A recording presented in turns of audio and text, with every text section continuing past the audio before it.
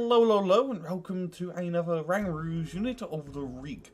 And today we are taking a look at the MI-26 logistical helicopter for the USSR. So during the 60s, the USSR was using the MI-6 as a main heavy lift helicopter. Now, quite funnily enough, the MI-6 being the largest helicopter at the time, being able to carry 12,000 kilograms worth of equipment or troops or whatever, was also the fastest helicopter as well, which is rather ironic. But anyway, it served all the way through the 60s and 70s, and by that time it was needed with a new upgrade. So they went to work and they built something bigger and badder, and that was the MI-26 for its first shore service in the 1980s. Now the MI-26 could carry roughly 44,000 pounds worth of equipment. That's 20 tons, metric tons to be precise, 85 troops. It could carry vehicles, light tanks, heck, it could even lift up an airliner if it was towed underneath it. And well, it was a big bloody helicopter. Now you may be thinking, what the hell is the purpose of having a big bloody transport helicopter? Why not just move said equipment by train or by plane? Well, first off, it's great for rescue operations. There's quite a few rescue operations of saving destroyed helicopters and tanks using the MI-26. And secondly, in Russia, let's say Russia gets invaded, it's very hard to move equipment around in rural Siberia, where it's snowing all the time and there's not many road networks or train networks. And sometimes landing those big heavy planes can be a pain in the butt.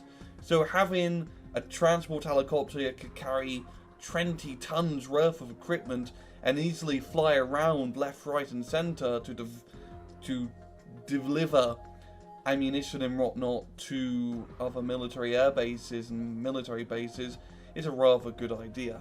Now in game, the Mi-26 is a 110-point Soviet logistical helicopter, and if you take a look at its first, there's also no weapons for it.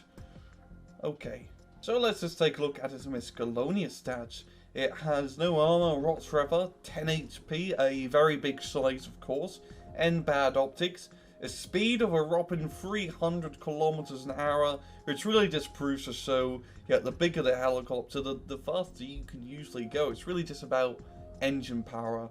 Now it has poor stealth, it can carry a supply of 6,000 units, it's year restricted to 1983, and it can only be brought up in airborne and support decks. Now there's nothing really too crazy to say about the Mi-26. It's rather obvious what its purpose is, and that is to be the biggest and baddest logistical helicopter that you can get in game. For 110 points, it's really bloody expensive, but it does prove to be quite useful. I wouldn't recommend getting this in 1v1 due to the point cost, but in team matches, the Mi-26 has a great role of being a frontline FOB.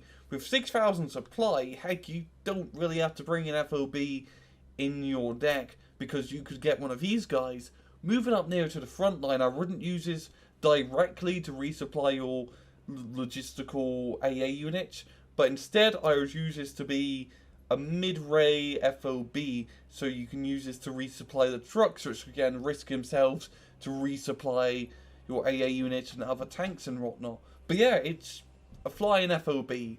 That's the Mi-26. It can get closer to the front lines than an FOB because it has rotors and movement capabilities, and it carries a lot of stuff, 20 metric tons to be exact. Just make sure it doesn't get spotted, because this is an extremely juicy target. This is like a piñata blowing up. But yeah, the Mi-26, it's a big beast, and if you want to fly an FOB, you can't really go too wrong. And well, I'm going to leave it at that. This has been another Rang Rouge unit of the week. I hope you guys enjoyed the video, and as usual, please just take it easy.